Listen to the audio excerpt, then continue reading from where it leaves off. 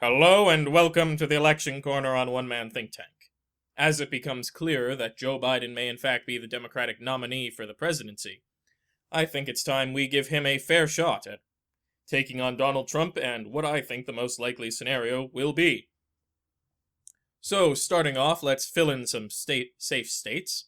For Joe Biden, he's going to be able to carry all of the states Hillary Clinton did back in 2016. I know this is controversial. I know everyone wants New Hampshire and Virginia to be these, ooh, they could flip. They're not gonna flip, guys. That's just how things are gonna function here. Because very rarely does the incumbent president gain states that, historically, he lost in the previous election. This is going to be the case for Donald Trump, who has incredibly negative favorables in these states, or incredibly high unfavorables in all of these states, is unpopular, and whose approval rating has been sinking overall. Throw on this coronavirus crisis, he is not going to be doing well in general. So, let's give him his safe states. Idaho, Wyoming, Montana, the usual suspects. Nebraska's 2nd district, given the fact it's a heavily urban area, always falls to likely, even if the rest of the state is definitely not flipping. Oklahoma, up the Great Lake, up the Mississippi, and over here in the Great Lakes region. Okay, so this is our actual map. Oh, and Alaska. Republicans, or Donald Trump, holding 113 solid electoral votes. Joe Biden holding 232. Now, given the current crisis facing the United States of America, in the form of, my apologies, I missed Utah. Utah is actually for Donald Trump as well, so 119 versus 232. Now, I want to make a note here, to finish what I was saying. Given the current crisis facing the United States of America, that is the coronavirus, and what it has done, it has tanked the stock market. It has killed multiple elderly individuals. As far as I'm aware, it's only killed the elderly in the US. It has created a era of fear. It has caused kids to be home from schools. It's cost people their jobs, cost people their retirements in the stock market. There have been a lot of people who have felt this. And while I think anyone who is not affected, so young people with okay jobs with paid sick leave, will forget after about 10 days. Or the elderly who were able to completely siphon themselves off. And those in between who could do both won't remember this. After 10 days, it won't be a factor when they go to vote. However, those who felt those things, lost family members, jobs, their houses, everything, will remember. Their retirements, especially, is for Republicans, because the guys who have money in the stock market are more likely to vote Republican, and if their number is lower in November than it was when they started the year, they are less likely to show up for the Republicans. Not to mention that, given the misinformation spread done by the Trump campaign, it is kinda killing off their supporters, he says with no, aspect of joy. That's what's happening here. So, keep that in mind when I do this map. The map is going to be more favorable to Joe Biden right now, just because of how Donald Trump is handling the coronavirus. I will be doing one of these a month, so there's a solid chance, it could flip. And Joe Biden will get weaker in the next one, if coronavirus doesn't improve. But for this one, keep all of these factors in mind that I need to keep in mind about possible hidden swing voters. With that being said, let's start off with the Great Lakes. The Great Lakes region is going to be one of the most contentious ones, with a key state actually being Ohio. Because if Ohio flips to the Democrats, it's over. Because the Democrats will have won most likely all 5 of these states up here, which will put them way over what they need to get Joe Biden into the presidency. However, if Republicans win Ohio, there's no real analysis there. As such, Ohio's actually likely Republican. Joe Biden is popular in the Rust Belt. We'll have to see how he polls there when he is the official nominee. But I don't think he's popular enough to take Ohio and flip it on its head. On the other hand, I do think he's popular enough to flip Pennsylvania to the Democrats.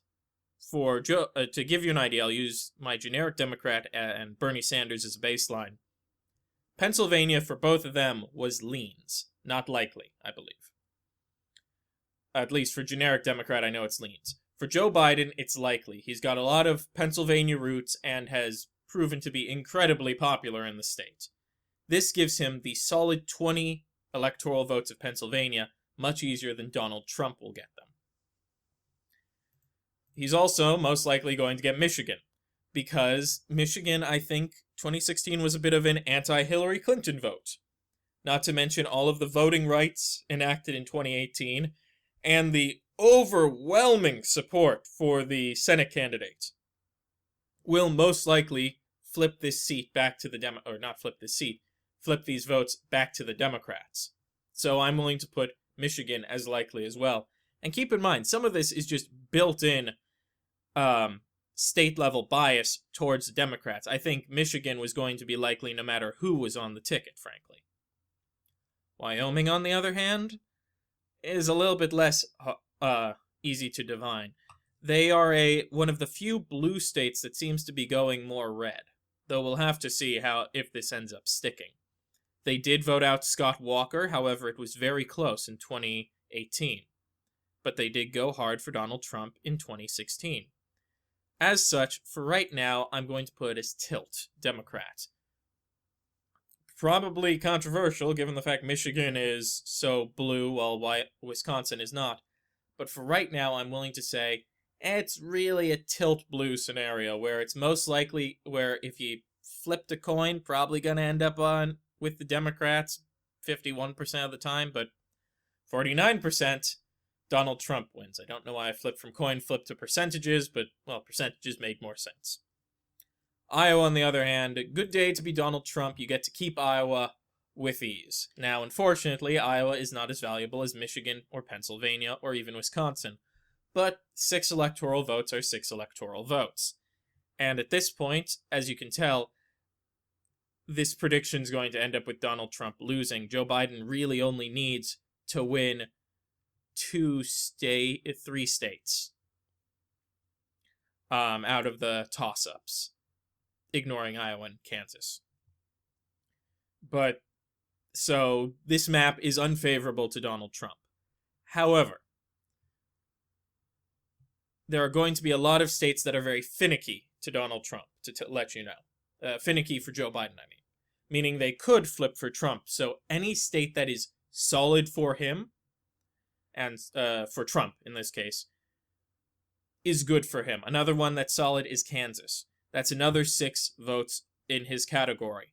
Kansas voted blue for the governor. I think they're going to vote blue for the Senate, honestly. I'm going to update my Senate election prediction video post-coronavirus. But I don't see him doing it for the presidency, but there's no guarantee they won't. Let's go back up to Maine ever so briefly before we start covering the South and Southwest. Maine's 2nd district is going to be... Maine's 2nd district is going to be leans blue. Joe Biden has that he's not from New England, but he's got that very New Englander feel, folksy feel that does really well in rural blue states. And I think that could deliver him Maine's 2nd district. And also the fact that Maine's 2nd district has been shown to be getting more blue. And I'm not counting the 2018 flip, because that was partially due to ranked choice voting helping to eliminate spoilers, rather than the state suddenly, the 2nd district becoming more blue. But the 2nd district has historically been a little bit bluer than you expect. And I think Hillary Clinton was the thing that flipped it, not them being pro-Trump. In the Southwest, another leans blue state for the Democrats. As opposed to tilt, Arizona is going to be leans. Joe Biden has pulled really well in the state, and let's be honest here, the state has shown a notable hatred for the current Republican leadership. I think, except at the state level. So I think at the federal level, there's a solid chance this state could flip to the Democrats. We'll get back to the big guy, Texas, Big Chungus, in a moment. Over to North Carolina. Another leans Democrat. North Carolina, same logic with Maine's 2nd District, honestly. North Carolina has been voting statewide blue for the past, well, technically, 2 elections, and voted statewide blue for Barack Obama, and looks like they're going to vote straight blue for the governor and Senate race. I have no reason to believe they won't do the exact same thing for the presidency. Do I think that this guarantees Donald Trump is going to lose the state? No, of course not. I still think 45% of the time he's taken the state. But he loses frequently enough that he's no longer in a safe scenario. That this is no longer tilt Democrat or tilt Republican.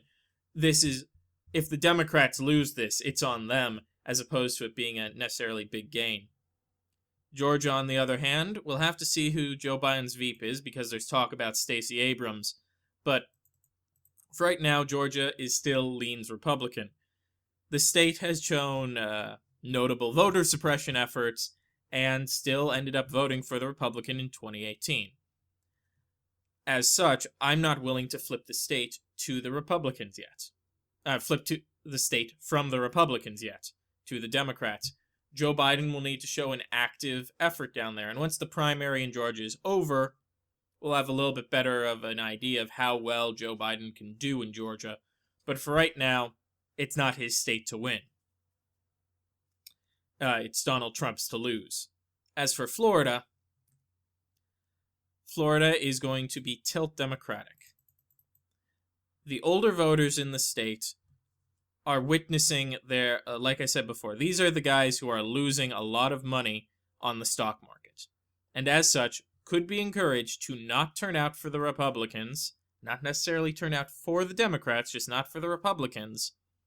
And in Florida, you only need a few thousand people to not show up for one party, or show up for the other one, and you flip the state. So for right now, it's tilt blue. And last, we have Texas, which is going to be tilt Republican. The state is already on the line of flipping. Texas is the reason I wish I did toss-up sometimes, because it would be a pure toss-up. But it's ever so slightly Republican. Ever so slightly. Joe Biden polls well there, as do most of the generic Democrats, so that polls really well for the Democrats, because it means a lot of people don't want to vote for Trump. Joe Biden is also a very inoffensive candidate to the South, being white, folksy, and other euphemisms for white and old, which could help him pull over some more moderate Republicans who would be afraid of more radical change, or, in general, would vote for Donald Trump against someone they felt is a real outsider. But, frankly, Joe Biden that alone can't bring Joe Biden to victory. He needs to make some serious effort in the state. He'll need to, so, to give you an example, right now, Joe Biden could, through his VP choice, win Texas, Florida, or Georgia. Stacey Abrams, he gets Georgia. Julian Castro, he gets Texas. And Florida, I think it's Gillum, but I think he just went in for rehab. So he may not be a Veep nominee. So Joe could easily win one of these 3 states via his Veep choice. And this is how things line up. If you had to ask me what the scenario looked like 51% of the time, it's Joe Biden with 334 seats, ever so slightly rebuilding the Obama blue wall of the Northeast, Great Lakes, and Southwest, and Donald Trump with 204, holding on to the classic Republican areas of the Great Plains, the Deep South, and crucially Texas, as well as the rustier parts of the Rust Belt. And with that being said, if you liked the video, please leave a like down below, and also, while you're down there, feel free to drop a comment or a question. I always like hearing feedback. If you wish to see more from this channel, click the subscribe button and the notification button, which will let you know when new videos come out. Otherwise, as always, have a wonderful day.